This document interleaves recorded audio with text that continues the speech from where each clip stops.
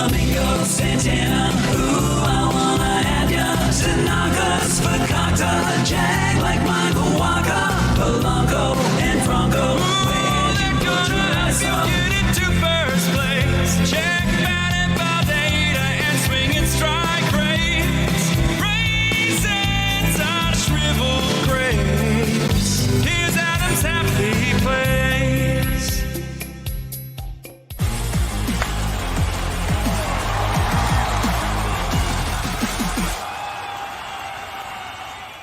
Happy Kokomo Friday and welcome into Fantasy Baseball Today, presented by Line & Kugels. More on their great variety of beverages later on in the podcast. Frank Stanfield joined by Scott White. Want to give everybody a special shout out. If you are watching us live right now on YouTube, it is past midnight. It is officially Friday, April 30th, and the first round of the NFL draft is over, which means it's time to talk about baseball. No one else wants to talk about football. What's going on, Scott? Man, I was just appreciating that rendition of Kokomo. I know we hear it every Friday, but it's so good. Like, it's the thing is, like, the actual song is not that good, but this version of it, not even having to do with the lyrics, he just elevates the sound so much. Doc Krotzer did a few years back when he wrote that, and it never gets old. It never gets old. I don't know how he did it, but it's a work of genius. Yeah, I mean, the best jingles, right, for commercials or whatever it might be, certain businesses, they just have this lasting effect. And Kokomo Friday really does capture that. Some people tell us to play it more, which we're never going to do. It's a Friday thing, which I think is what makes it special. It used to be every episode that we played it, but then we had to go all corporate and Fantasy Baseball Today with Frank and Scott and Adam, even though he's never on. That's true, right? We do shout out, even though he's never here. Today on the show, there is no shortage of interesting starting pitchers to talk about. So they're just all going to take up our oh my goodness gracious segment. Basically, we have some prospect updates, a week 6 preview for you, and some April standouts and more. But let's jump right into Thursday's action. Oh my goodness gracious! All right, Scott, pick whichever one of the awesome starting pitchers which we had on Thursday that you want to talk about. I will pick the one who I think is probably the least rostered. He was making his first major league start, not his major league debut. Actually, was it technically his major league debut? Did he debut in the playoffs last year?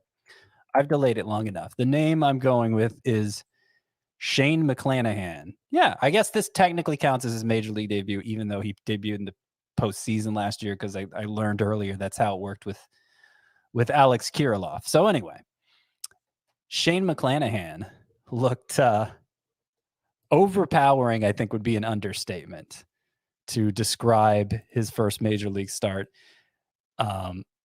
today against the Athletics of all teams, one of the hottest teams in baseball. 4 innings, 2 earned runs, struck out 5, walked none. Okay, that all is fine and good. 15 swinging strikes on 59 pitches, an over 25% swinging strike rate, which you never see. I mean, I guess occasional start you'll see it, but that's basically what maybe DeGrom can do and nobody else in the league can even come close to, over the course of several starts. And we haven't seen several starts from McClanahan, so maybe it would regress. But I mean, the stuff, just the pure stuff. I saw Jeff Passan saying that if McClanahan keeps this up, he's basically going to be the hardest throwing left-handed starting pitcher ever. He reached 100.5 on his fastball, and he threw 41% sliders. It's not like he only had the fastball. It was 41% sliders, 41% fastball. I mean, that's you'd like to see more of a third pitch at some point, but that kind of pitch mix should lead to a lot of whiffs. So it's the Rays who handle their pitching in the most unconventional manner and are not very forthright about their plans and are extra cautious with their pitching assets, how they deploy them. So the usage is going to be a real concern here. I'm not even confident. Are they keeping him in the rotation? Did you see anything about that, Frank? Or they're being secretive about it, right? So I saw this little tidbit from before the game earlier on Thursday. Manager Kevin Cash said they plan to use McClanahan as a starter as opposed to an opener to join a pitching staff impacted by injury and will give him the opportunity to grow into that role. To me, that kind of sounds like they're going to let him start and remain in the rotation, at least for now. I think as long as he's performing. And based on what we saw on Thursday, I don't think there's any reason to think he won't perform well. Yeah, I think that's what it sounds like. That last little clause at the end kind of brought it all the way there. But still, who knows? Who knows? I question the usage. Somebody asked me if I drop Michael Kopech for McClanahan, and I would not, even though there are usage questions about Kopech too. I just, over the long haul, I trust Tony La Russa to handle him in a more conventional manner. And I just think he's more talented. I mean, McClanahan looks great, but Kopech is Kopech. So not a bad person to have on your bench, though, McClanahan, because it does look like the potential is very, very high. And what makes the swinging strikes in the start even more impressive, coming into Thursday, the Oakland A's had the 6th best swinging strike rate in baseball. So for him to get 15 on 59 pitches, it just makes it even that much more impressive for Shane McClanahan. Scott, I'll just ask you him versus a few of the most added starting pitchers in fantasy baseball right now. According to CBS, would you rather have McClanahan or Alex Wood, who looks like he's back? He does look like he's back, and I can't quit Alex Wood just like Chris couldn't quit Byron Buxton. I don't think that's going to turn out as well for me as it has for Chris, but that's my guy I can't quit on. And got to go with Wood for those usage concerns. I imagine I'm going to pick the other pitcher in most of these instances because that usage issue is such a big deal for McClanahan, but just really impressed by the talent he showed today.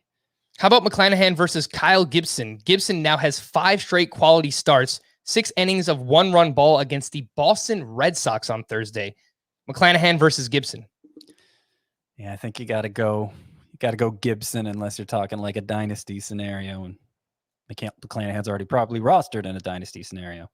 Gibson is 59% rostered on CBS, but I think this new cutter that he's throwing has really elevated his game, and he has a deep repertoire. He threw 6 different pitches, Kyle Gibson did, on Thursday at least 7 times in that start against Boston. One of the, I would say, best lineups, at least in the American League, maybe all of baseball. So Kyle Gibson, he's giving you some length as well. Going deep into starts definitely helps you in points leagues. But Shane McClanahan, for sure, if you have a dead roster spot, get him on your team just to see what comes of it. If you have him in a dynasty or keeper league, you should be jumping for joy because he is a very exciting player. Oh my goodness gracious, for me, I'm going to go with, look, there's no shortage of starting pitchers. So I'm sorry to Yusei Kikuchi and Dylan Cease. We're going to get to these guys.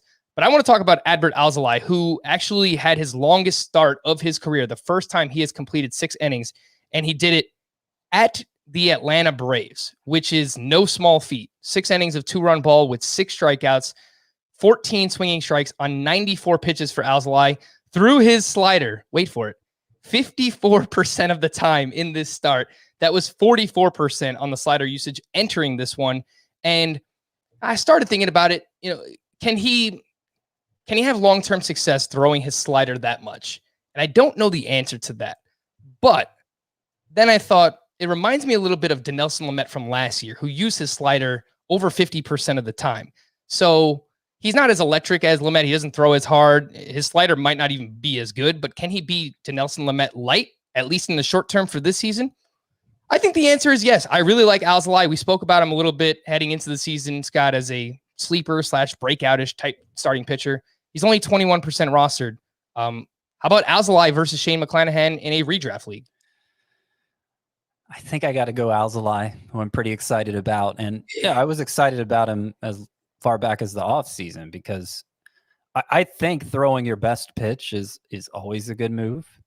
So I definitely approve of what he's doing with the slider. The amazing thing for Alzolay is that he didn't have the slider 2 years ago. He was a halfway decent prospect before he even developed his best pitch. And it's clearly his best pitch. And it should make him a pretty good bat misser. really, it comes down again to usage, and I just have a hard time believing McClanahan will at any point this season be used like a conventional starter. I'm not saying he'll never make a 6-inning start, but I think there will be a lot of 4-inning starts. I think there will be a lot of stretches where he's removed from the rotation, and it's just going to be hard to get real impact out of that, which is disappointing after, all the good things I said about him and how good he looked today. But I just think that's the reality of the situation. I get where you're saying that, Scott, with the Tampa Bay Rays, but I'm actually a little bit more optimistic. The fact that they let him throw, I thought it was going to be maybe 2 innings, 3 innings max. They let him go 4. They let him throw 59 pitches. And if the plan is to build him up, I would imagine next start he has the opportunity to throw 60 to 70 pitches. Maybe he gets all the way up to 70. And if they're trying to stretch him out, maybe the next start after that, he throws more than 70 pitches. So I'm actually a little bit more optimistic, but I understand it's hard to trust anything the Tampa Bay Rays do. McClanahan is awesome, but I agree with you. I would take Alzolay over him in a redraft league. Nowhere in, not in dynasty or keeper leagues, anything like that. Not that I think Alzolay is a bad keeper, but yeah, I think McClanahan's upside wins out in those longer term formats. Let's talk about a few of these other starting pitchers, Scott. Dylan Cease, he just completed a 7-inning complete game shutout because it was the second leg of a doubleheader. So it's not a complete game shutout. It's kind of, it's a modified complete game shutout. We'll go with. Did he go the whole game? Where's Chris when you need him? Did he go the whole game? Was that how many innings were scheduled? Yeah. I think technically he did, right? Well, yes, he did. He did. Dylan Cease finishes with 9 strikeouts to 0 walks. 0 walks, the key, obviously. And they've just been a huge issue for Cease. I think it was 6 walks per 9 entering this start for him. 16 swinging strikes on 91 pitches, 8 on the slider in particular. But it comes with the caveat, not that I want to take anything away from him. He was going up against the Detroit Tigers. So, all right, let's keep that in mind. Does this give you any more confidence in buying back in on Dylan Cease, Scott? His roster rate is 53% on CBS. Well, it's bad news for Michael Kopech because this seemed like his easiest in, and Cease has bought himself more chances probably with a start this good. The number that stood out to me, though, remember what we talked about for Chris Paddock? The spin rate on Dylan Cease's 4-seamer was up 139 RPM from his season average in this start, and everything was suddenly more effective, including the fastball.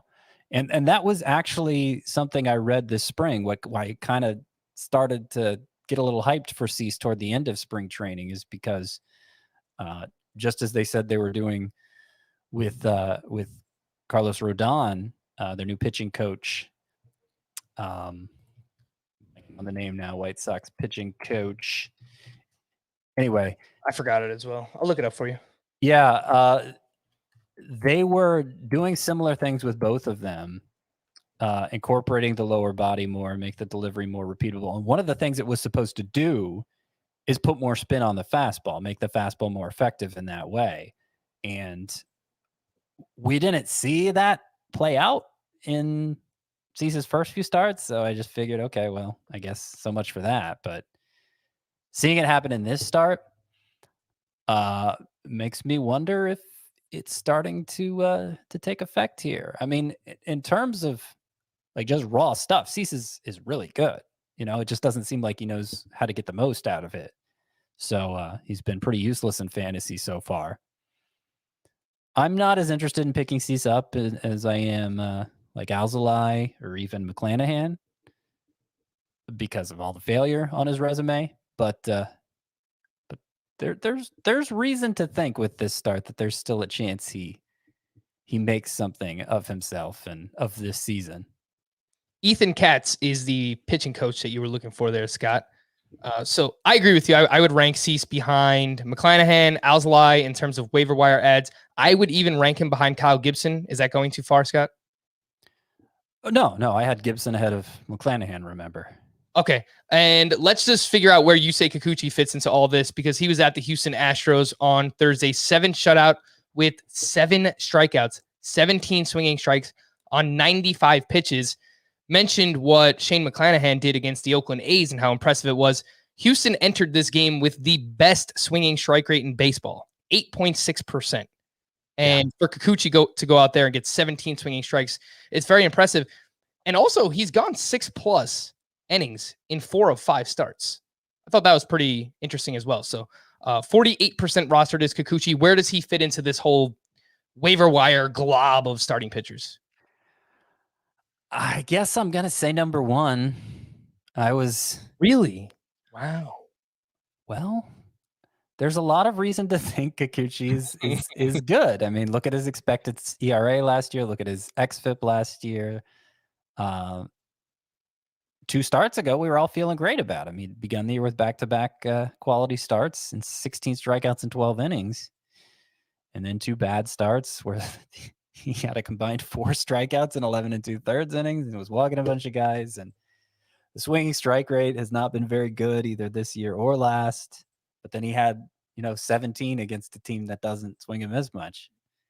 And I don't know. He's getting to be kind of a headache, to be honest. You say Kikuchi, I could just see him being someone who I'm in and out on all season long. Right. But right now, I feel like I got to say I'm in, Yeah.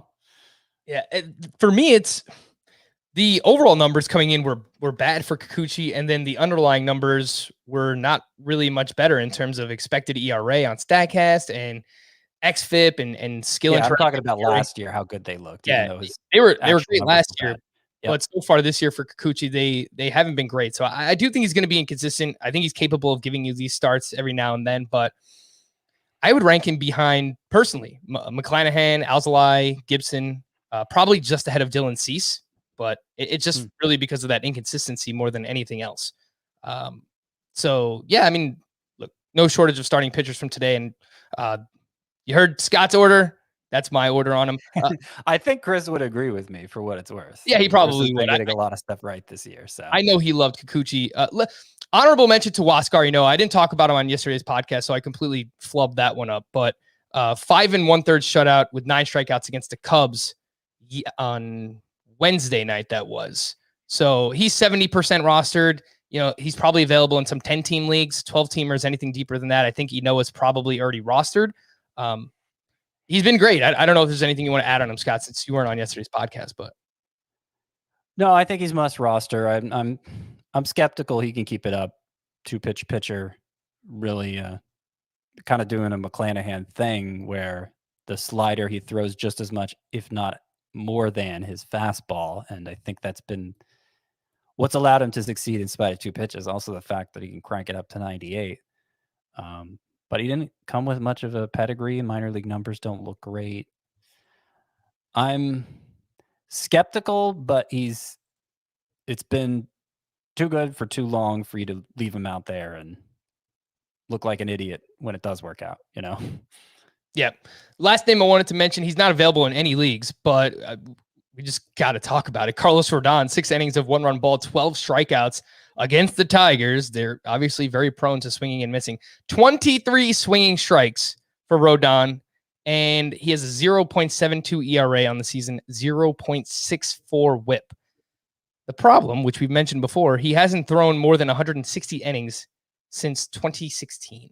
So I just wonder is he going to be on an innings limit at some point? I would have to imagine yes, but Tony La Russa is just letting him go out there and throw as many pitches as he possibly can. So, Scott, anything to add on Carlos Rodon, Scott, or would you be looking to sell high on him based on that track record that he has of injury and not being this great, obviously?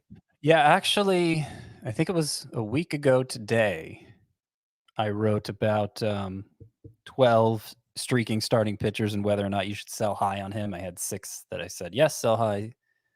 6 I said no.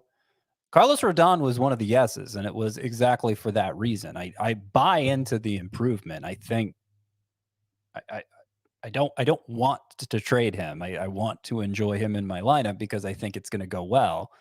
But this is his first full year back from Tommy John surgery, and teams understandably handle pitchers carefully when they're taking on that big workload again for the first time.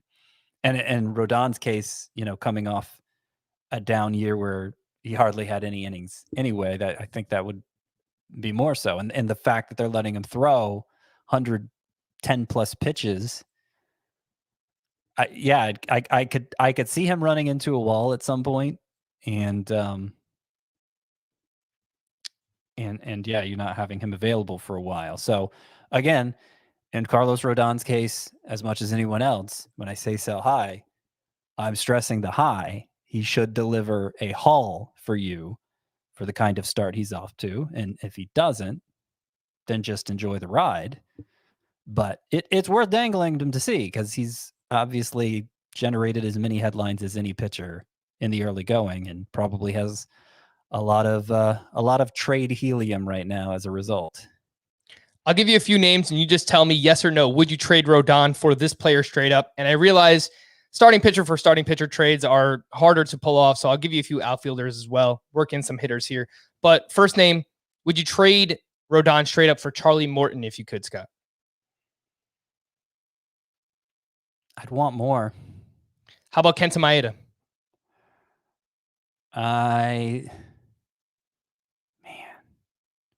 I'd want more. Like, I feel like if you're gonna trade Rodon, go for the kill, and these are not go for the kill type moves to me. Luis Castillo? Nope. Someone emailed in today and said they traded away Carlos Rodon for Lance Lynn and that they felt terrible about it after seeing this start. And I said, and it was a points league. I said, no, you should feel very good about getting Lance Lynn in a points league for Carlos Rodon. Yeah, so I think that's a little bit higher end, but if you can pull that off, that's something you should look for. Yes, I agree. All right, just you were just below the line with those three names for me. I just think I have enough. I give it at least a 2/3 chance in both Castillo and Maeda's chance.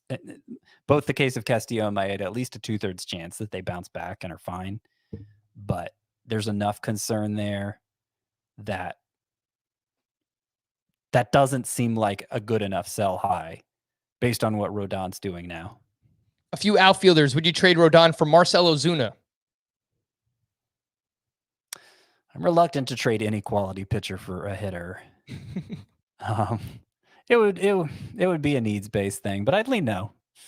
How about Kyle Tucker?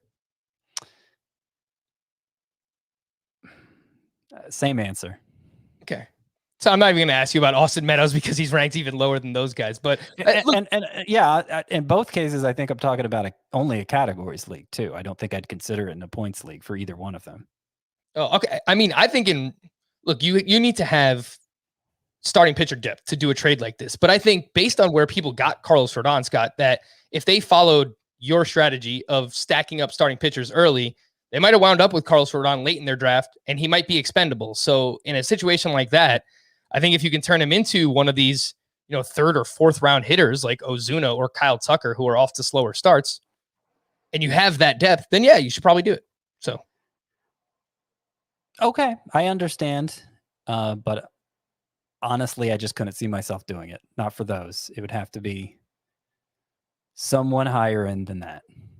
Fair enough. It's Kentucky Derby week and Sportsline has you covered. Don't lay a wager before visiting sportsline.com for the best racing analysis from legendary handicappers. Hammering Hank Goldberg has the inside scoop from Bob Baffert. Jody Demling has nailed 9 Oaks Derby doubles. Horse racing guru Gene Menez will be on the Early Edge podcast, dishing out his picks and getting you up to speed on how to bet the first leg of the Triple Crown. Sportsline has you covered for everything related to Saturday's Run for the Roses. Some news and notes from Thursday. Corbin Burns was placed on the IL for unspecified reasons, which sounds like a COVID situation. If he himself tested positive, he'll likely be out at least 10 days. It could last as long as 2 weeks. I hope he's all right. So it's always weird for me to kind of talk about benefiting from a situation like this, because obviously, my concern is that he's safe first and foremost. But I think this isn't the worst thing for his fantasy value, because I think this means we could have Corbin Burns at full strength later into the season now if we were worried about an innings situation. So I'll just mention that. Well, yeah. when I first saw the news before I saw COVID speculation, I assumed it was a phantom IL stint. Actually, I assumed it was a strategic move. So It might. probably not, but You never know. Yeah, I mean, we've seen a bunch of people go on for these unspecified reasons, and it turns out to be COVID. Matthew Boyd left Thursday start against the White Sox with left knee tendonitis. Max Fried impressed during his live BP session. He could be back early next week. Marco Gonzalez was placed on the IL with a mild forearm strain. Yordan Alvarez is undergoing tests on Thursday. By the time you're listening to this, he underwent those tests and could return to the team for Friday. Nate Pearson was reinstated from the 10-day injured list and option to the alternate training site. He will travel with the Blue Jays AAA team to Trenton, which I didn't really want to hear because I just traded Julio Arias for Nate Pearson in Scott White's Dynasty League. So I want to see Nate Pearson, but they probably want to build him up and get him back on track before they bring him back to the Major League team. Both Christian Yelich and Lorenzo Cain participated in a simulated game on Thursday. Luis Robert was reinstated from the COVID IL. Javier Baez was back in the lineup Thursday after missing 2 days with a hamstring issue. Mike Fiers will return to the A's rotation for at least one start on Friday. Matt Olson was out of the lineup due to an eye injury. Mitch Haniger was not in the lineup for a second straight day due to either an illness or fatigue. I couldn't find just one answer, so we'll go with both. Luke Voigt was taking live at bats on Thursday. His timeline remains mid-May. Aaron Judge was out for a second straight day with lower body soreness. Chris Davinsky was activated off the restricted list for the Arizona Diamondbacks. Let's jump into the Week 6 pitcher and hitter planners presented by Leinenkugels. And before we get to Scott's 2-start pitchers that he likes for next week, just want to let everyone know, how is the schedule shaking out for this upcoming week? 12 teams have 7 games, 16 teams have 6 games, and only 2 teams have 5 games next week. That includes the Chicago White Sox and the Cincinnati Reds. So, Scott, I'll throw it your way. Some 2-start pitchers that you are looking at that are rostered in, what are we going with this time? Under 75% of leagues? Does that sound kosher? I've moved it up to 80. Well, Okay. it turns out they're all rostered in less than 75 anyway. So, All righty. So a few notes from the top, just about 2-start pitchers in general. It's really messy right now. The messiest it's been so far this season in terms of who lines up to pitch when. There, pretty much every week I put together a little table like this, the whole week's worth of pitching matchups for every team. And there are TBAs in there. I'm able to figure out who the TBA is probably going to be, and I fill in the name. There are so many TBAs that I just had to leave TBAs. So, teams are having to go deeper into their pitching reserve this week, and it makes it less predictable. Another thing I wanted to point out is that this week, provided nothing changes, and things often change, is shaping up to be the rare week when Shohei Ohtani lines up for 2 starts, being part of a 6-man rotation. It's not going to happen often. So you might want to take advantage of that. Obviously, he's well rostered already. Okay, so who might you actually be able to pick up? He was in line for 2 starts. Jake Junis, my boy. I said his roster rate should double after that last start. It has not. It's gone up only 5%. Still available in 65% of leagues. It's gone up 5 percentage points, I should say. Some people get nitpicky about that. Anyway, Kansas City and Cleveland are his matchups. I'm sorry, he's not Kansas City. Cleveland and the White Sox are his matchups. One of those is good, obviously. And he's been good. Kyle Gibson, who had another good start today. He gets the Twins and the Mariners. Domingo Germán, he was supposed to make 2 starts last week. Then they inserted Davy Garcia, and they moved Corey Kluber up a day, so Germán did not make 2 starts. He's in line for 2 starts this week. Matchups aren't as good, Houston and Washington, but he's earned a little more leeway based on the way his last start went. Some really deep guys, as in rostered in less than 50% of leagues. Nick Pivetta, Detroit and Baltimore are his matchups, and he's coming off his best start of the year. Now, I saw somebody make a joke on Twitter who was it? It was Jeff Zimmerman. Jeff Zimmerman, I think it was, made the joke that Nick Pivetta is shaping up to be this week's Austin Gomber or Joe Ross, who were, I guess, highly talked about 2-start pitchers the last 2 weeks who imploded. And I don't have a lot of confidence in Pivetta, but I have more confidence in him than I did in those two, especially with those matchups. So Pivetta, J Happ, I have very little confidence in J Happ. This is one of those I'm forced to give you more names, so this is a name I'm going to give you kind of picks. And J Happ's going against the Rangers and the Tigers, coming off 2 7-inning starts. Maybe he keeps it going. I don't see a lot I like in the underlying stats, but hey, the matchups are good. All right.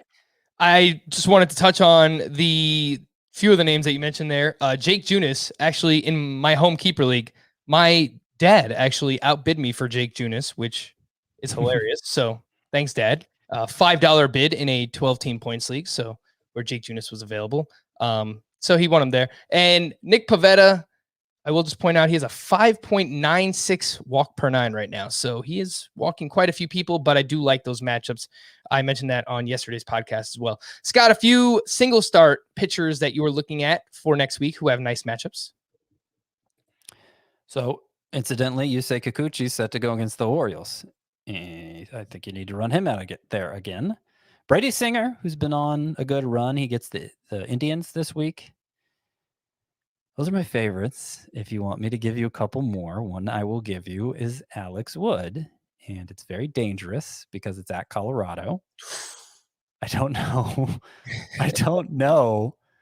Like, I see myself doing it, and I want to reach out and stop myself, recommending a pitcher who is available on waivers in nearly half of all leagues at Colorado. But Colorado hasn't played like Colorado so far. Maybe that'll change with the weather warming up. And he's just, he's flirted with a no-hitter his past 2 starts. So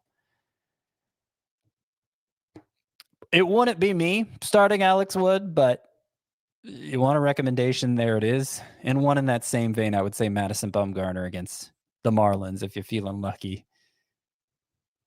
The Marlins are what I consider one of the best matchups in baseball, maybe the best, without Starling Marte in their lineup. Though Jesus Aguilar, the guy is red hot right now. Scott, speaking of Aguilar, I don't know if he's one of your sleeper hitters, but he is a hitter. So Give us some of your sleeper hitters heading into next week.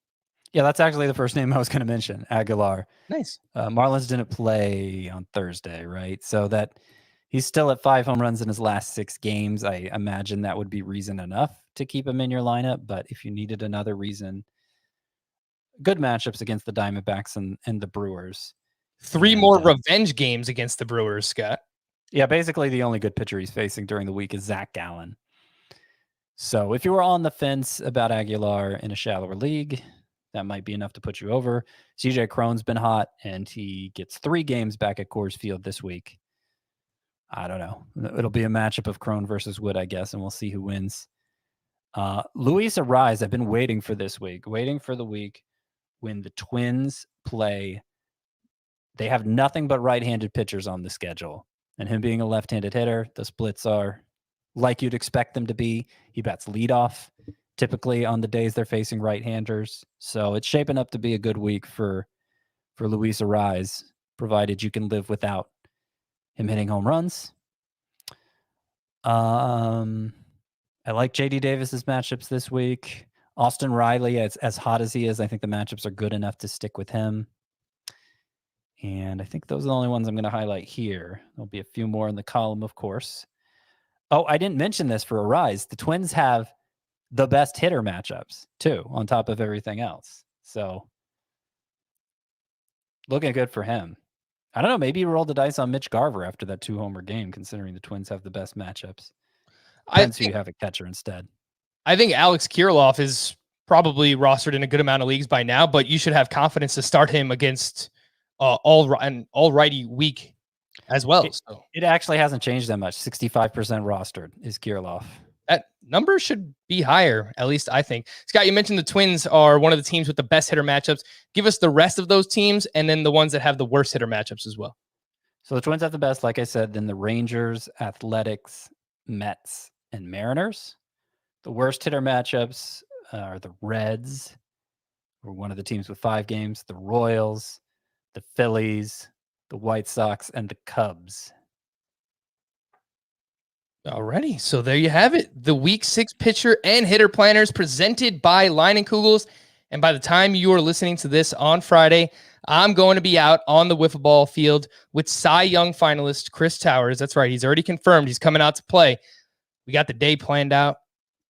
You know what we're drinking right after the game ends? That's right, an ice cold Line and Kugels Summer Shandy. It's this awesome blend of crisp beer with refreshing lemonade that fits perfectly when relaxing after a baseball game. You want to drink it while watching a baseball game. It goes very handy as well there. And the Summer Shandy isn't all they offer. They also have a Session Helles, which has all the flavor of a crisp German-style beer, and it's only 99 calories. And if you're into IPAs, Line & Kugels offers their Lemon Haze IPA, which is a well-balanced, hazy IPA that blends hops with delicious lemonade. So no matter what type of beverage you're craving, Line & Kugels has you covered. Just head on over to Liney.com. That's LEINIE.com, or follow Line & Kugels on Instagram or Facebook for more information about all of the delicious beers that they brew. We're going to take a quick break, but when we return, we're going to hit the email of the day, talk about a few prospects. We'll do that next on Fantasy Baseball Today. The email of the day comes from David, and he says, I was lucky enough to get Wander Franco and Jared Kelenic in my league, but I have no idea what to do with them now. How much longer should I hold on to them? Also, what other interesting prospect do you see coming up soon? So the updates that we do have, Wander Franco is starting in AAA for the Tampa Bay Rays. Someone asked me a timeline on Twitter. Look, it's all speculation. It's all guesswork. I'm thinking mid to late May for Wander Franco. So that's what I'll put out there. I did see this update from Jared Kelenic. It was back on April 23rd, so there hasn't been anything since then. I was searching Twitter furiously earlier in the day. They said Kelenic will, quote, play in the big leagues in the not too distant future, according to general manager Jerry DiPoto, but the team's current outfield depth chart doesn't presently offer the 21-year-old an opportunity for promotion. So that's Wander Franco and Jared Kelenic. I did also see on Thursday that the Blue Jays announced Alek Manoah will start in AAA. Austin Martin and Jordan Groshans will start in AA. Speaking of Alek Manoah, there's an article on CBSSports.com right now. Some of Scott's biggest dynasty risers and fallers in fantasy baseball. And the prospect risers, Alek Manoah is one of them. So, Scott, if you'd like to tell the good people why he's rising up. Well, obviously, there's little to go on for minor leaguers. They're just, you get the occasional observation from the alternate sites. There's not really like any data to cite or anything. So it's mostly they've risen over in dynasty value over the course of this first month based on what happened in spring training. And what happened in spring training for Alek Manoah is he was untouchable. 15 strikeouts in 7 innings, no walks, 1 hit allowed. I mean, that's amazing. And the thing is, he was doing it mostly against major leaguers. Baseball Reference has an opponent quality stat for spring training. It's a 1 to 10 scale, and a lot of times you'll see players with 7, 8's pretty high. For a prospect who comes in late in games, you might have like a 3 or a 4 for opponent quality. Alek Manoah's opponent quality this spring was 9. So he was just he just looked dominant, and I don't know. I didn't consider him that big of a deal before this spring. So it certainly seems like he's more of an asset than he was then. The other 5 prospects who I had as gaining value in dynasty leagues over this first month. I'm going to try to do this once a month. The others were Bobby Witt, no surprise there. Jarren Duran of the Red Sox, who showed power for the first time this spring, and it looked pretty legit. Always had good batting average ability and speed. I had Jazz Chisholm in there because I needed a 5th, and he still technically qualifies as a prospect, 6 at bat short of losing that status. And I'm trying to remember who the other guy was. It was Dalton. Did you mention Dalton Jeffries? It was Dalton Jeffries. Yeah. Yeah. If it in a fair world, Dalton Jeffries would already be in the Athletics rotation because he was their best pitcher this spring. And you look at his minor league numbers, that strikeout to walk rate is ridiculous. Ridiculous. He walks nobody. At least in the minors, he has walked nobody. I saw somebody make the look. I normally don't like when people automatically make a comp to one of the best players in baseball, but someone said based on what their minor league stats look like, them being equal, that Dalton Jeffries kind of looks like Shane Bieber based on his minor league track record. No, You may have heard me say that, Frank. I'm pretty might sure be I you. said that at some point.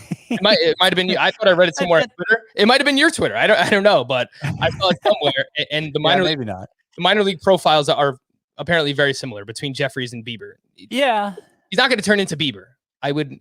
Odds are against that. And you know, people take offense to those kind of pie in the sky comps, which I guess I get, but like I feel like that's understood, right? Not every prospect is going to become Shane Bieber. Almost no prospects will become Shane Bieber, but Shane Bieber showed similar strengths, and look what he ended up being. So, Yes. you know, most likely outcome for Jeffries, as for any pitching prospect, is maybe they get a rotation spot for a couple years before fizzling out. That's the default expectation. But I think the upside case for Jeffries is higher than his prospect ranking would have you believe. There's no such thing as a pitching prospect. And the reason why I said it annoyed me, Scott, the always making player comps like the best players in the league, is I was watching the NFL draft and every single player is just compared to, one of the best in the NFL. And it was, Travis Etienne. This guy reminds me of Alvin Kamara. Like, okay, what are the chances of that actually happening? This is a baseball podcast, but that's what got the early rise out of me. So that's why I said that. So you can find the rest of Scott's Dynasty risers and fallers, of course, on the website. Where do we want to go from here? Promote one more thing. The NFL draft has arrived, and the Pick Six podcast is your audio outlet for immediate reactions for picks from Trevor Lawrence to Mr. Irrelevant. Want to know how your team fared? Each night of the draft, the Pick Six crew will analyze all selections, dishing out winners and losers and team-by-team grades. Follow the Pick Six podcast wherever you find this one. That's where I wanted to go. I wanted to talk about a few other former and current hitter prospects that are showing up recently. Scott, you mentioned Austin Riley. He's one of your sleeper hitters for next week. We talked about him a ton on yesterday's podcast, but he went 2 for 3 on Thursday with a walk. He is now batting .301 with an .868 OPS. He's 55% rostered. Nico Horner picked up 2 more hits himself. He's now 9 for 25 since being recalled by the Cubs, 38% rostered. And don't look now, but Andrew Vaughn went 3 for 3 on Thursday with 2 doubles and 2 runs scored. He is now batting, wait for it, .279. Kind of respectable. He hasn't hit a home run yet. He's hitting way too many ground balls, but chances are, if you held in deeper leagues, you probably held on to this guy. He's 63% rostered on CBS, so he's still on someone's team.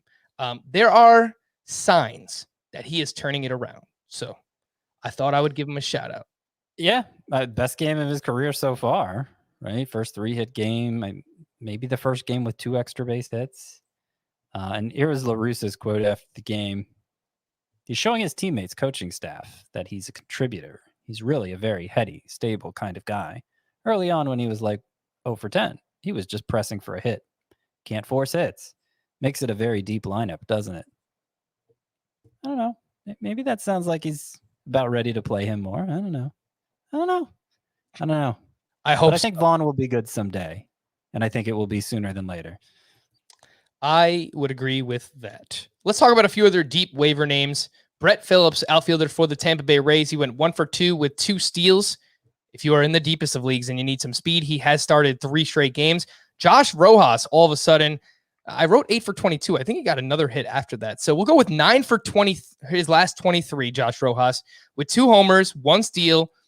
He was crushing it in the spring, got off to a slow start, but he's available. He's only 12% rostered on CBS. So in deeper leagues, if you need a middle infielder, some pop and some speeds from Josh Rojas. Martin Perez was at the Texas Rangers, 5 2/3, 2 runs, 7 strikeouts to 0 walks. Eric Lauer, remember the name? Versus the Dodgers, 5 shutout with 3 strikeouts. He is only 1% rostered on CBS. And the last name I wanted to mention, Luis Garcia versus the Seattle Mariners, 5 innings of 1-run ball, 6 strikeouts. And Garcia has been good this year. 2.70 ERA, 1.05 whip, 20 strikeouts, and 20 innings pitched. So, Scott, anything you would like to add to these names? Brett Phillips, Josh Rojas, Luis Garcia, Martin Perez, Eric Lauer. I think Luis Garcia should not be featured this late in the program. I think I could have picked him as, oh my goodness gracious, I think, because he just keeps doing this. He had 14 swinging strikes in this one. Basically his 3 longest outings of the season, 4+ innings, 14 swinging strikes in all of them. He just keeps doing this. And you look at his minor league numbers from the last minor league season, 2019. Luis Garcia had a 2.98 ERA, a 1.07 whip, 13.9 K per nine, 168 strikeouts, and 108 2/3 innings. And maybe the most impressive thing to me, especially given his level of experience, the fact that he's wasn't like a hype prospect or anything, is just how full his arsenal is. For those 14 swinging strikes, 4 came on the fastball, 4 on the changeup, 3 on the cutter, 3 on the slider. You know, usually there's one pitch that does the heavy lifting with that whiff stat. And the same was true in his last start, how evenly distributed they are with those pitches. Like, it seems like he has a lot going for him, including Jake Odorizzi being out with a strained forearm. That sounds like a long-term absence. We do hear reports of Framber Valdez possibly returning in the next 2 to 3 weeks. So keep that in mind. But for now, Luis Garcia has a chance to make some hay. And I think he needs to be picked up. I think he does. Behind all those other names we mentioned, McClanahan, Alzolay, even Dylan Cease, I would put Garcia behind, but the rostership is basically non-existent now, and so it needs to go up quite a bit from there. Luis Garcia rostered in just 9% of CBS leagues. Plus, he has SPARP eligibility. So for those who play in points leagues, that's a nice little cheat code there for you with Luis Garcia. Scott, this weekend, there's something very important that's happening on Saturday. Do you know what it is? No. It's gonna be May. It's gonna be May. It's May 1st. Ah, yes. May. Anytime you have an opportunity to play an in-sync soundbite, you got to do it, obviously. So I did want to take a look at a few statistical standouts as May approaches, and who had Yermin Mercedes leading baseball with a .423 batting average by the end of April, which, as baseball, right? Which we talked about last night. Nate Lowe and Jesus Aguilar are each tied for the league lead with 22 RBI. So the American League, the National League, there you go. Your 2 leaders, Nate Lowe and Jesus Aguilar. Eugenio Suarez currently has the lowest batting average among qualified hitters. He's batting 125. Should we bench Eugenio Suarez for now, Scott? He seems like one of these guys where once he gets hot, he can hit 4 home runs in a week, and you obviously don't want to miss that, but he is actively hurting people right now. Yeah. I think it's the difference between roto and points. Roto, I mean, obviously you're not banking losses along the way, and you have a bigger lineup to work with, so there's fewer alternatives to begin with. Yeah, I think if I had a hot hand play I could go with in a head-to-head league with a smaller lineup, particularly since the Reds have the worst matchups this week, I think that makes it an easier call. There is a 4-way tie for the home run lead at this point. Ronald Acuna, Ryan McMahon, Rhys Hoskins, and Byron Buxton each have 8. Shout out to Ryan McMahon. He's been awesome this year, and he's hitting more fly balls, and if he keeps that up, saw Chris talking to someone on Twitter about this today or yesterday. If he was breaking out, Ryan McMahon, this is what it would look like. He's making more contact, he's hitting more fly balls, and he looks great. So I really like what I've seen from Ryan McMahon. Ramon Laureano and Whit Merrifield each have 8 steals. That leads baseball. Ronald Acuna has 24 runs scored and is tied with whom? Mark Canha. 24 runs scored to this point, leading off for the Oakland A's. They've been one of the best lineups, one of the hottest teams in baseball. He's a high OBP guy. So actually, someone emailed in today, Scott, and they said, do you know what my recipe for success is? Or I forgot how he phrased it, but he said, I draft everyone who Scott White likes the year later. So he's like, I drafted Mark Canha this year. Like, I drafted Vladimir Guerrero because he said, I think you liked Vlad 2 years ago when he was a rookie or something. So he's like, yeah, I just draft guys a couple of like the year or a couple of years later. And after Scott likes him and it works out. So there you go. Kenta Maeda has a 6.56 ERA and a 1.76 whip. Both of those are highest among qualified starting pitchers. Danny Duffy leads qualified starting pitchers with a 0.39 ERA. Move over, Jacob deGrom. Danny Duffy's coming for you. I would imagine Carlos Rodon passed him today. I mentioned, I think Rodon has a 0.72 ERA after today. He does. Yep. Danny So, Duffy so Duffy's is half that. approximately. 0.39 for Danny Duffy. There you go. Yeah. Corbin Burns leads baseball with a 0.55 whip. Jacob deGrom has 59 strikeouts. And the leader in saves, Mark Melancon, has 8 saves for the San Diego Padres. A few other standouts from Wednesday that we haven't mentioned to this point. It wasn't really a standout, but Jordan Montgomery's just kind of been meh. 5 innings pitched, 2 earned runs, 7 swinging strikes against the Baltimore Orioles.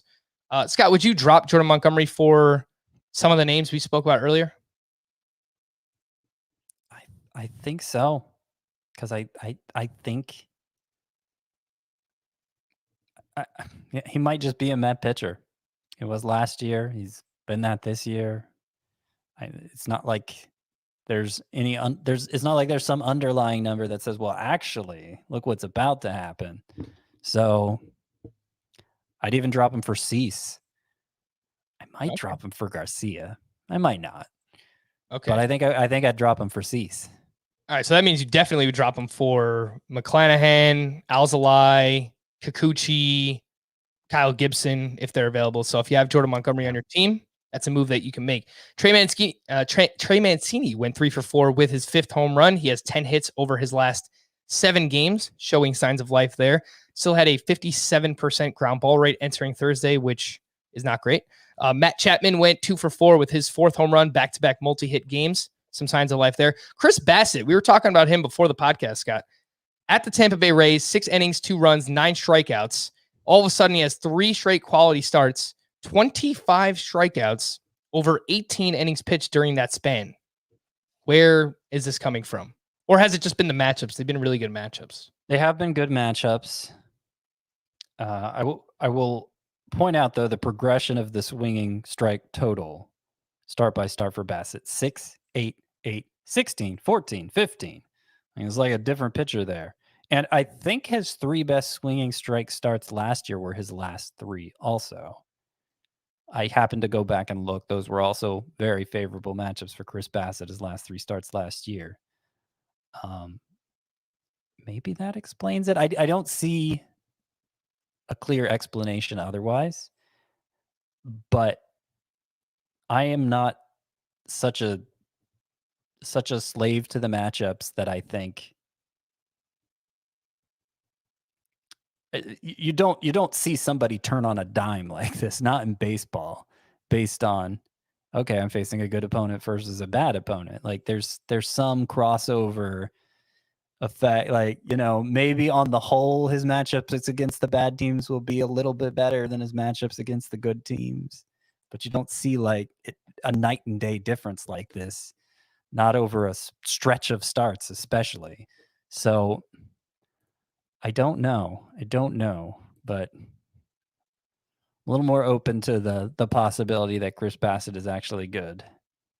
Especially when he's looked as good as he has over the past 3 starts. It's kind of like, I was just imagining a triple beam balance, Scott, where it's some of it is the matchup, some of it is, he's probably, even though we can't see it in the pitch mix or anything, he's probably doing something differently that's working for him. So take both of those things into account, and Chris Bassett has looked pretty good over his past 3 starts. The call to the pen, some bullpen updates. Speaking of those Oakland A's, Lou Trevino was used in the 9th. He picked up his 4th save of the season. He now has the last 2 saves for Oakland. He is 61% rostered on CBS. For the Mariners, Kendall Graveman was used in the 9th, picked up his 3rd save. Rafael Montero was used in the 8th inning on Wednesday night. He gave up 4 runs against the Houston Astros. Is Kendall Graveman the guy right now, Scott, for the Mariners? Well, He's 40% rostered. I thought he had all the momentum over a week ago, right? After Montero blew his 3rd save, and then they still went back to Montero. Okay, I guess they really want Montero in that role. But now Montero's up to 4 blown saves already. And Montero has twice as many blown saves as Graveman has allowed hits this season. So it's getting really hard to justify not just turning it over to Graveman. That is not my decision to make. And so I don't, but I have to think, like, all the momentum is there now. I'm just reluctant to drop Montero again in those like deep leagues where saves, everybody's throwing a ton of fab dollars at every new saves option that emerged, because somebody did that in the 15-team Tout Wars League, and it looked like a mistake just a few days later. Maybe it wasn't actually, but we need to see more. The man who replaced Rafael Montero for the Texas Rangers as their closer is Ian Kennedy. He picked up his 5th save on Thursday. Cesar Valdez, as soon as we talk him up a couple of days ago, he picks up his 2nd blown save of the season. Gave up 2 hits and 2 walks and a hit in a 1-run game against the Yankees. For the Cardinals, Alex Reyes pitched the 9th and the 10th in a tie game. He did not allow a hit, and he racked up 3 strikeouts. He picked up the win there. For the White Sox, Liam Hendricks picked up his 5th save. Josh Hader got his 6th save of the season for the Brewers. To stream or not to stream, we'll hit Friday, Saturday, and Sunday. Scott, choose 3 of these for Friday. JT Brubaker versus the Cardinals. John Gant at the Pirates. Robbie Ray versus the Braves. Brady Singer at the Twins. John Gray at the Diamondbacks. Mad Bum versus the Colorado Rockies. And Andrew Heaney at the Mariners. Okay, I'm going to say Heaney.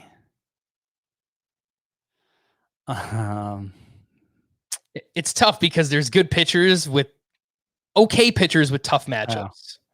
I'm going to say Heaney at Seattle, Brady Singer at Minnesota, and I'm going to say Mad Bum versus Colorado. Really rolling the dice on that one, but that's what happens when you stream pitchers. Yeah. I think Chris last night took John Gant over Brady Singer solely because of the matchup. So, yeah. Well, not that John Gant is any good. Streamers for Saturday. Matt Shoemaker versus the Royals. Griffin Canning at Seattle. Anthony DeSclafani at the Padres.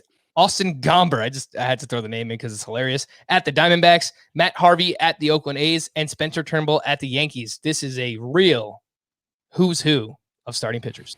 Yeah, this is... Man, I thought that last group was bad. I don't know that I won't pick Gomber, to be honest. Like, I don't think he's good, but oof.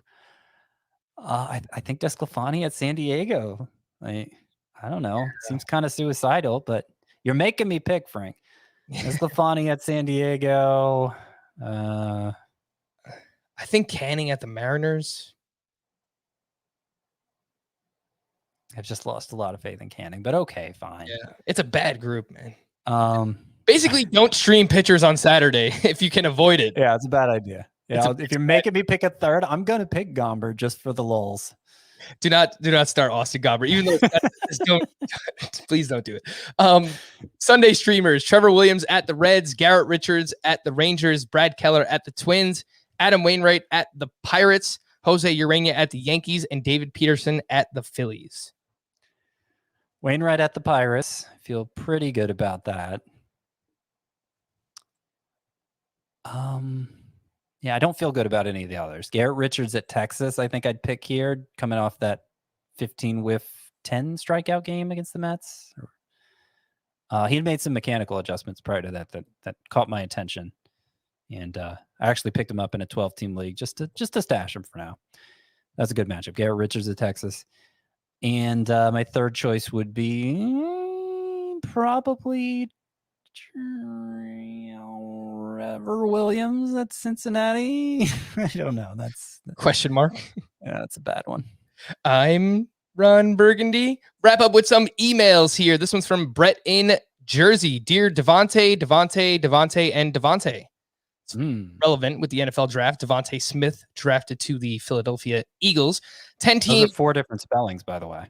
Oh yeah, if you are a fantasy football writer or an NFL writer, that is one of the trickier ones that you need to be on your toes for. 10 team, 5 player keeper weekly points league. Mouthful. Pitchers are really valuable. I have Corbin Burns, Glasnow, Erod, Gore. All right, blah, blah, blah. You have a lot. Guy once, Carlos Carrasco, and Mitch Haniger for Kyle Tucker. Would you give up your Carrasco and Haniger for Kyle Tucker in a 5-player keeper points league? In a points league, if I'm being honest, I don't think you're probably going to end up keeping Tucker, especially with all these pitchers you're going to end up having to keep. He has Trevor Rogers in there, Luis Castillo. No, I think I'd stick with the pitching depth. Maybe I'm a nut. Maybe I'm a pitching nut, but I gotta be more. I gotta be impressed more than that. You've heard of the pitching ninja. We have the pitching nut here on Fantasy Baseball Today. If it was not a points league, I would do it. If it was a categories league for Tucker, Carrasco, and Haniger, okay. But points leagues, like I just assign so little value to hitters in a points league right now. Scott, close your eyes. Okay. Okay, I got to read the next one, and I don't want you to see the answer because it's right here. From Kyle, hey, Pablo, Pete, and Keisha.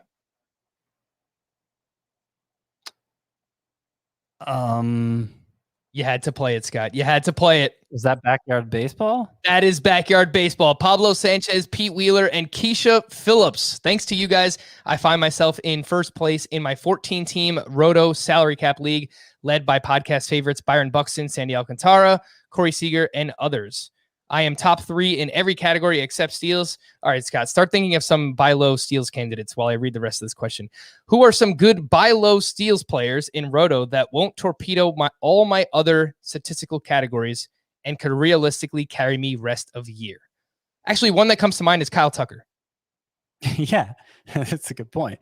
And Nick Senzel, who I spoke about on yesterday's podcast. I think he's a great buy low right now. My mind went to Jazz Chisholm because he's hurt. It might not be possible. Buy high Colton Wong, because I think you could get him for cheaper than what people value him as right now. And I moved him ahead of Keston Hiura, Scott. I'm all in. I love what I've seen from Colton Wong. Wow. I moved Keston Hiura way down, but yeah, I'm not going that far with Wong yet. I like it. I'm looking. Let's see. I'm in outfield.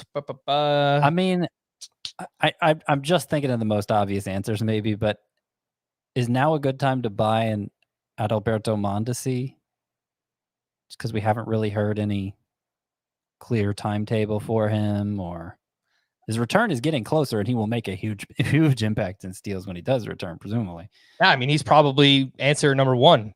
How about Francisco Lindor? Not that he's going to carry you, but can he steal 12 to 15 rest of season? Yeah, probably. There's never going to be a better time to try and acquire him. So we'll throw Francisco Lindor in that mix. We'll answer a few more here. This one's from a different Kyle. Hey guys, I'm in a 12-team head-to-head categories with OBP instead of average. 5-keeper league. Should I be patient with Jonathan India or drop him for either Colton Wong or Nick Senzel? Both are on waivers. I would drop him for either. Yeah. Who do I want more in a 12-team? With OBP, I'll go with Colton Wong. He's a good OBP guy. Wasn't Senzel too? I think I'd go Wong also. Yeah. I need to see more from Senzel, and not totally trusting in the playing time with Tyler Naquin hanging around. From our buddy Shine Dog. 10-team head-to-head points league with deep rosters. I gave 3 years of... it's also a keeper league. I gave 3 years Wander Franco, 1 year Matthew Boyd. I received 1 year of Trent Grisham. Yeah, I don't like it. I mean, it's a 10-team league. Trying to consolidate your talent. Give up best prospect in baseball for the next 3 years. I mean, you're probably close to winning and you're desperate for an outfielder. Probably could have got someone better than Trent Grisham in a point league. I would think so. Yeah. I don't hate it, but I don't think I would have done it. So I'll give it a C-. Using Wander Franco for a Trent Grisham rental, especially in a shallow league, I think seems like a bad move. Using Franco, I shouldn't say especially in a shallow league. It'd be even worse in a deep league, I guess. But I don't think it's good either way. Yeah, I agree. This last one's from Dwayne. In a 10-team category league, I give up Julio Arias and Nelson Cruz. In return, I get Lucas Giolito, Eduardo Rodriguez, and Matt Chapman. Grade the trade. Yeah, you get the best player in Giolito. I will give it a B. A B. B plus. B plus. B plus for Dwayne. For Scott, I am Frank. Thank you all for listening and watching Fantasy Baseball today. We'll be back again on Monday. Bye-bye.